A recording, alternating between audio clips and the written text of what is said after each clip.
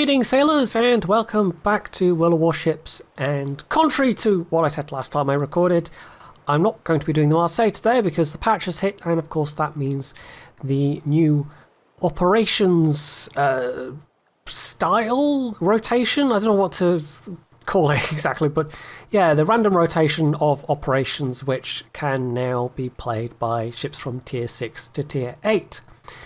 This is slightly weird for me, though, sitting down and recording this today because, yeah, there's been some heavy speculation in the news that the Queen was seriously unwell, and a short time ago it turned out that, yes, in fact, she had passed away. So it seems appropriate that we should take the Queen Elizabeth of all the ships I have in my port.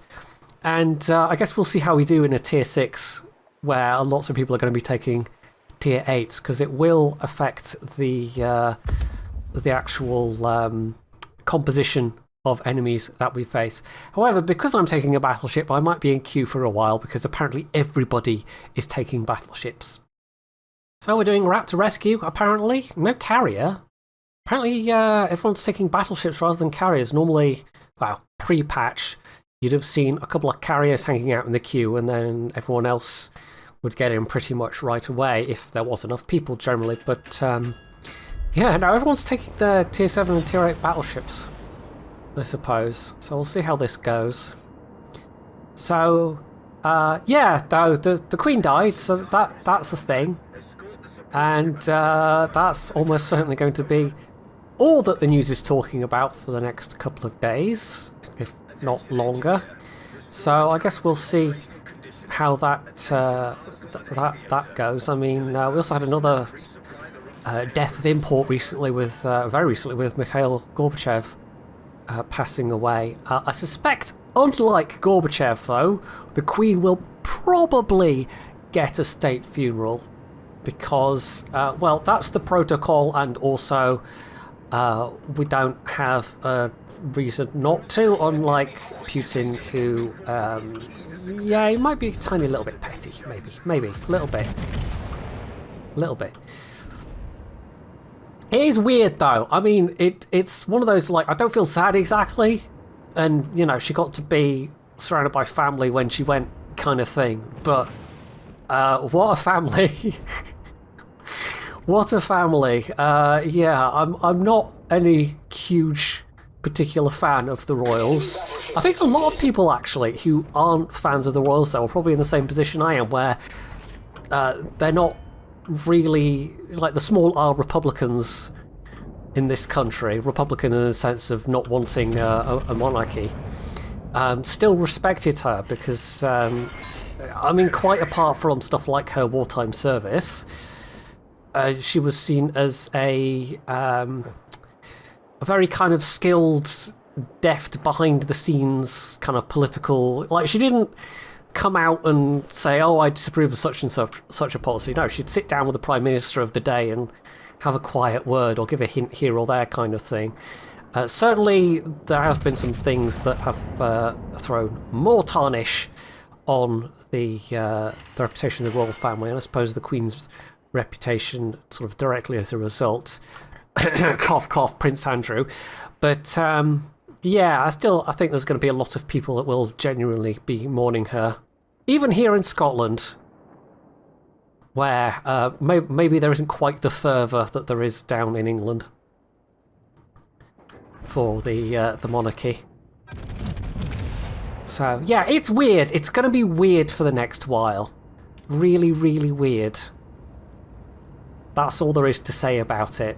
Things are going to be rather dominated by this news. It'll probably be a little while before we have a coronation of Charles. We don't even know if he's going to be called King Charles. It'd be Charles III if so, but it's not without precedent even to have a different regnal name than your previous given name. There have been previous monarchs that have used different royal names, if you want to put it that way, than they had previously. So I don't know, he might be a George or an Edward, or who knows. But he might stick with Charles. He might stick with Charles III. Charles has a bit of a unfortunate connotation, shall we say, with its association with Charles I and the English Civil Wars. Then, of course, that was followed in the Restoration by Charles II, who I think is generally a bit better regarded. He wasn't quite the sort of tyrant autocrat that his father was, but yeah. Still, that is a rather interesting period of history overall. Anyway, I'm going to focus a little more on actually playing now. There's doubtless going to be lots and lots of words said about the Queen, so I think I've probably said quite enough for this channel. And yeah, we've actually got some higher tier cruisers popping up at this stage, so that's some evidence of the change to things. We do have, what's that, 3 tier 8, so it's a mix, so we're not going to get quite as tough matchmaking as we would. I'm not quite sure of the exact formula they're using for determining, but I'm guessing they have a sort of probably some kind of point system. You know, like tier 8 battleship's worth this much and a tier 7 cruiser's worth this much, and it'll weight the AI opponents appropriately. That's probably where the majority of the testing went, is making sure that part was balanced. And you might think, oh, taking all tier 8s is going to make it easier, but not necessarily, because of course then you're facing much tougher opponents overall. Right, we don't want to get torpedoed by the Megami, that would be a bit embarrassing, although it doesn't have great angles. But I don't have the nimbleness of the Warspite in this thing. So I do have to be a little bit careful. It's not the best torp dodging machine. Nice citadel. So I don't quite get the heal that the Warspite gets, but it's still not bad.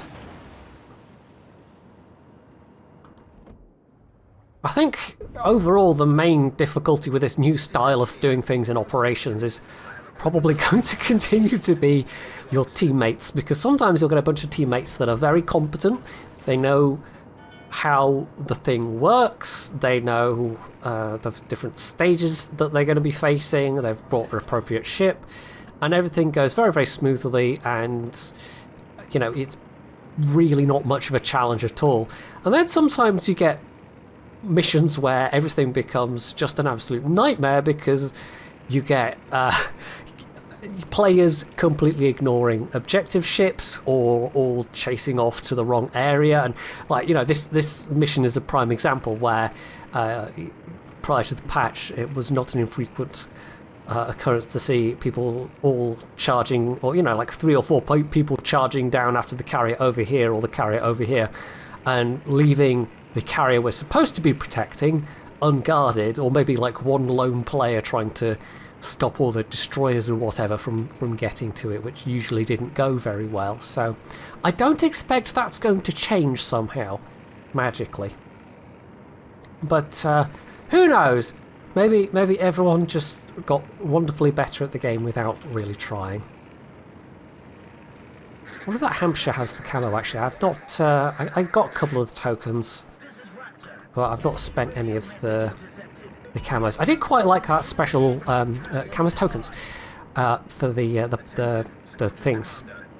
You know, the package things. Words are failing me for some reason, but yeah, the clouds thingamy. What did they call it? Cloud Atlas or something like that? Or is that the book I'm thinking of? It was Cloud something for the Hampshire. I quite liked that that camo, but not quite willing to gamble my way through the different stages to get the token unlock for it.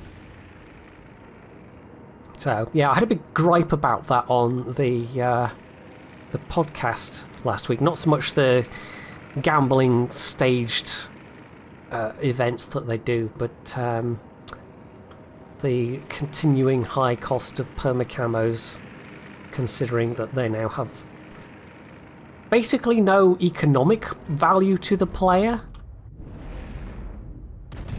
Because if you're really, really concerned about the cost of resupplying camos, basically now you just don't use camos, because you have the same effect or the same benefit of having a camo as not. It's purely cosmetic. So, yeah. And sure, if you don't have a camo already, then that first camo is like 10% of the regular price, but if you do happen to have a camo, then you're still playing thousands of doubloons. So I feel like they're trying to have their cake and eat it there. They're trying to double dip with the camos, basically not really dropping in price, apart from that one caveat. And then, of course, if you want the actual econ bonus package on top of that, that's another however many doubloons, depending on the tier. So, yeah, it does feel like they're trying to double dip a bit there. Right, my secondaries are not as good as this as they would be on the Warspite. I mean, the Warspite's are slower firing, but it's actually in the rather nice position of having 6-inch secondaries. Warspite at tier 6 is actually a decent candidate for manual secondaries. I don't know if you'd want to do that on the Queen Elizabeth so much. Queen Elizabeth used to be a really good ship to have manual AA on, but not these days. Right, whichever way I turn, I'm in danger of torpedoes here, so... let's hope it's just not enough to kill me. Torpedoes to port. Right, oh, yeah, well that's one. One is going to hurt, because it's a Japanese torp. But not enough to actually kill me. Oh, go away, Megami, nobody likes you. Right. Well, while they're all dropping torps on me, however, they're not dropping torps on the Raptor. Because Eisenhower is currently behind the Raptor. Oh dear. Oh well. Okay, this might be it. No, this will be it. I'm not dodging this. Oh well. Yeah, another thing, in fact, both our battleships are currently in the thingammy circle. There is a propensity for battleships in particular to trail behind the thing, and therefore, you know, the carrier takes all the hits. So, yeah, I'll stick around, see how this goes. We'll do a fast forward. I mean, I've done almost 100k damage, which is not bad for being tier 6, but yeah, we'll stick around and for the magic of editing, you'll be able to see how this one goes.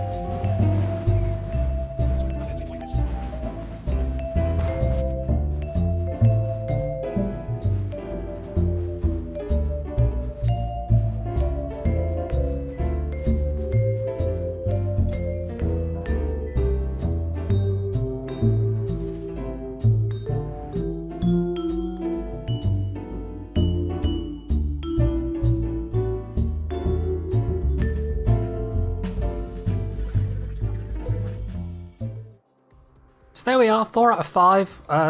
That one gets missed weirdly often. You could see what the battleships were doing. So the other battleships... oh dear, the Gneisenau was actually... okay, yeah, I would say it was the cruisers that kind of carried us through this one. I still did a reasonable amount of damage, but you can see where I am on the team. So if I managed to live a bit longer, that would have been fine. But if our other battleships had been a little bit more proactive, I think we would have had less of a slightly chancy end there. So we'll give that another go and see once again how we do. See what operation we get this time. Well, as it turns out, it's Raptor Rescue again. I was really hoping it would be one of the returned operations like Hermes or Cherry Blossom. But this is what I get apparently. But this is one of the ones that does have more variation in it in terms of ship composition and potential exit points. So yeah, of course, knowing my luck, having said all that, it'll probably be the exact same thing as last time. So we've actually got, again, some tier 8s, more tier 8s this time I think. 1 tier 7, 2 tier 7s, and me in the tier 6. So we might actually have slightly tougher opposition this time. So we'll see how this goes once again, and hopefully I can actually get through the whole thing without dying, because that would be good.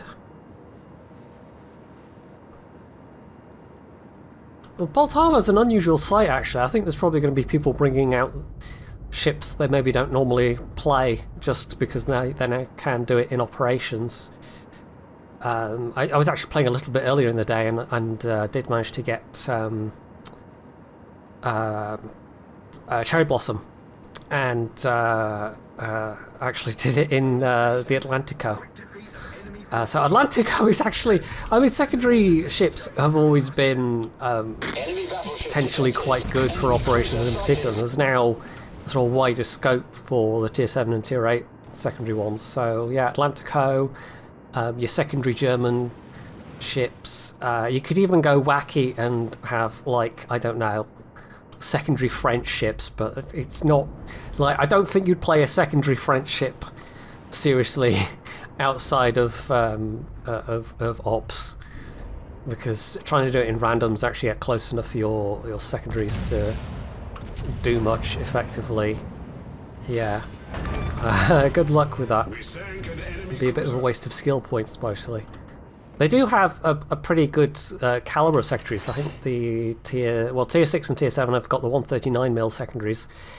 Tier 8, I'm not actually sure. Is that 5-inch secondaries, 127s on the Richelieu? Or is it 139 as well? I'm feeling they have a couple of 152s also. So I'm not 100% certain. I'm pretty sure the Dunkirk and the Strasbourg do, but if you were trying to run those secondaries back, I mean, yeah, they don't really have enough secondary guns to be worth it. Anyway, that Fuso is about to go. I don't have radio location, so who knows where the next lot's coming from, but you can, of course, do it the old-fashioned way. Fire off your guns a bit. But they might not actually be in detectability, or my detectability range yet, so that's actually... Yeah, there we go. I think they are off in that direction. Also, that's a rather pointed username, and rather current and relevant. Because, you know, that whole thing is still very much happening, alas.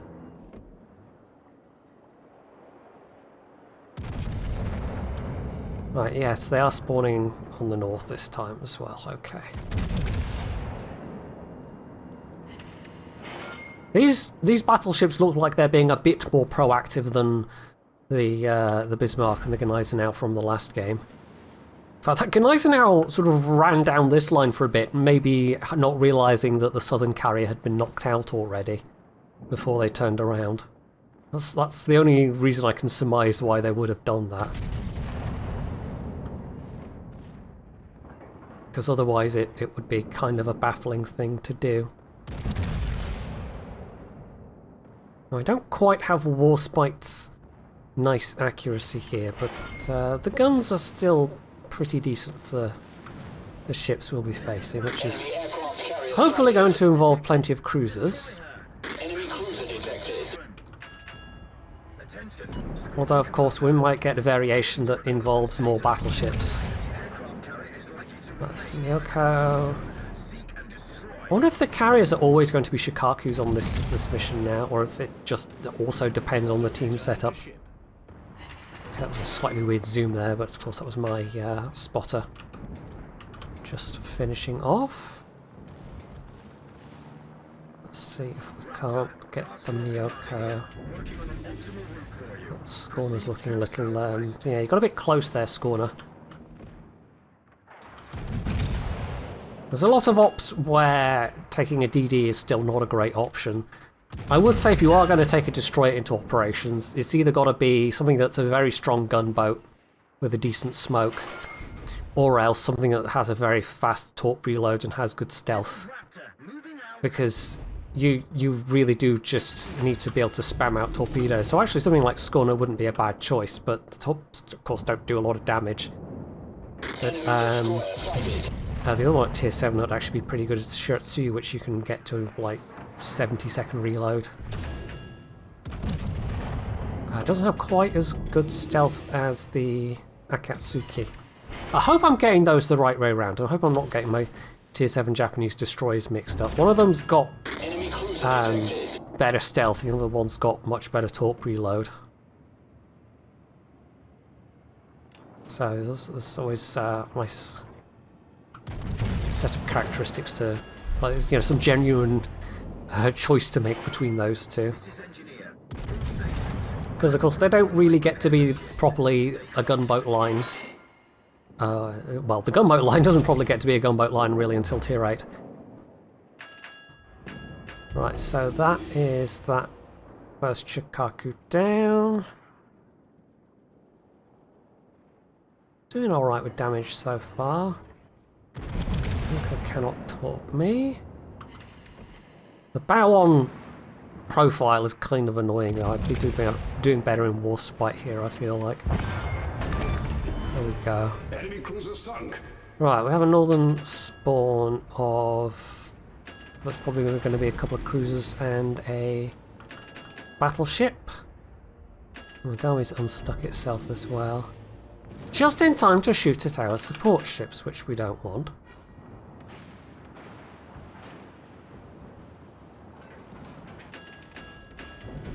So I actually need to hope I get lucky here and don't just get bazillions of overpens.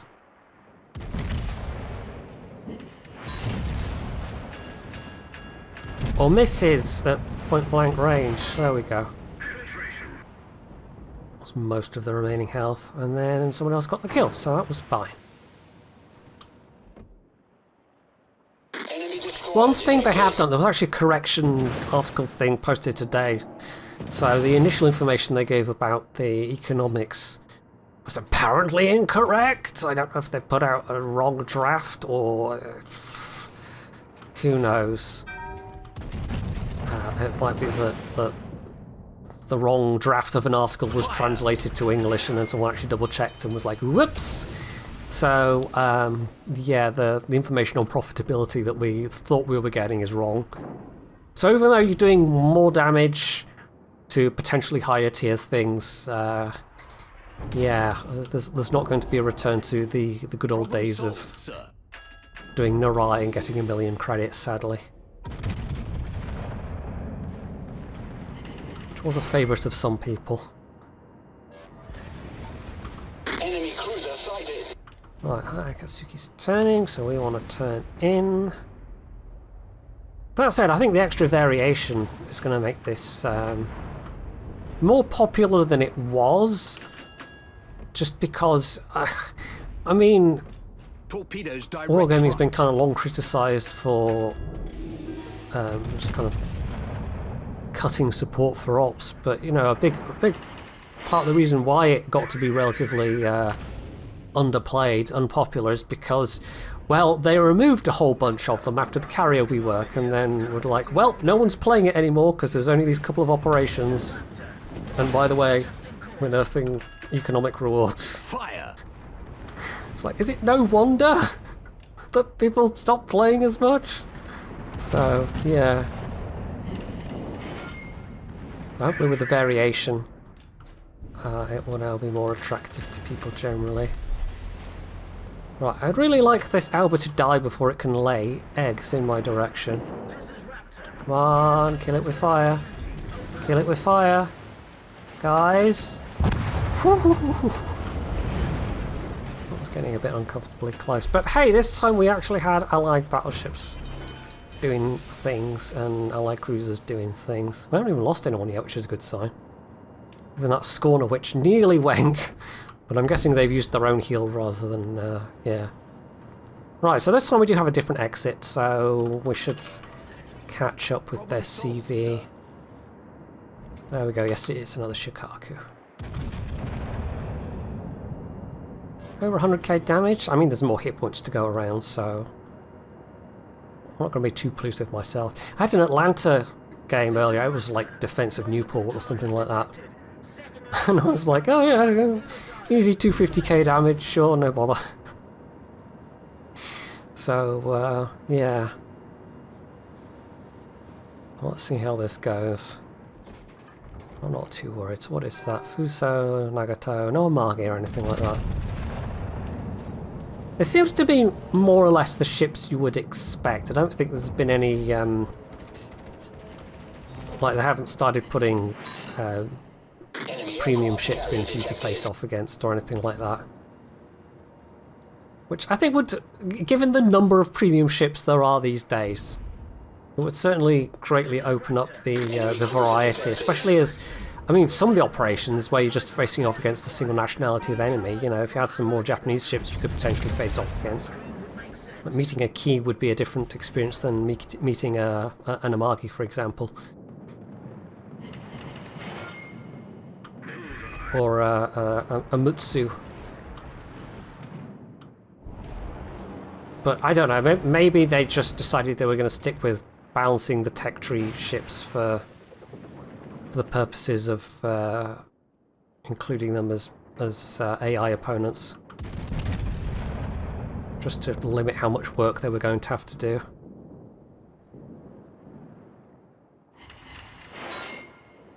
Right, that's nearly done. This time we should get all 5 of our objectives as well. So yeah, this feels like a much more experienced group, a group that's familiar with what's actually required for doing this operation.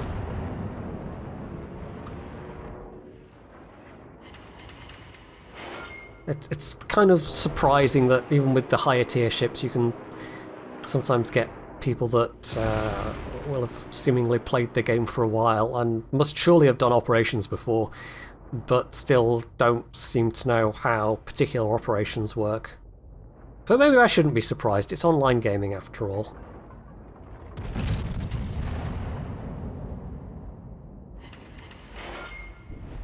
The derp will be everywhere. And sometimes the derp is even me. Right, well the nice thing with those two being the tiers that they are is that I can overmatch both their bows. I do wonder if the variation where you get the 3 battleships coming up from there, if one of them would be an Amagi, for example. Yeah, there we go, that was chunky.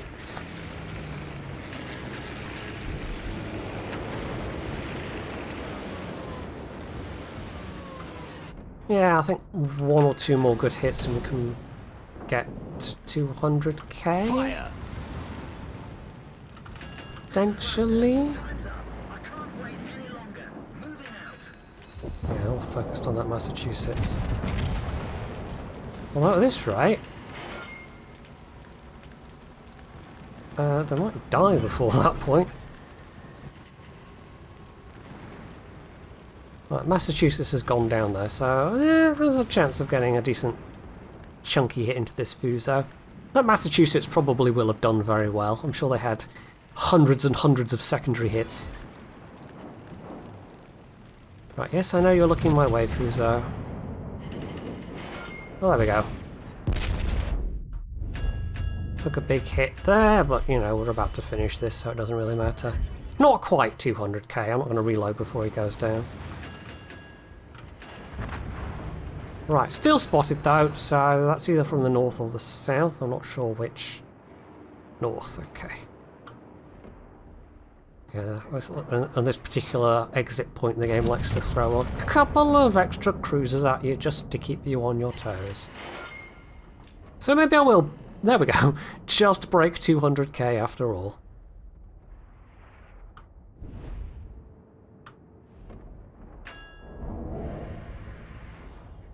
So yeah, even being a tier 6, the Queen Elizabeth is doing pretty well against these higher tiered ships in the ops. 15-inch guns are rather nice at tier 6. They perform a little bit less nicely when you have effectively the same guns at tier 8, but yeah. Fire! There's a reason why I'm more likely to be playing this in Warspite than things like Vanguard and Monarch in operations. Oof, nice. Finish it off with a Citadel. I'll take it. So now we're just waiting for the Raptor to get here. Oh, and hey! Cap's little boat is here still.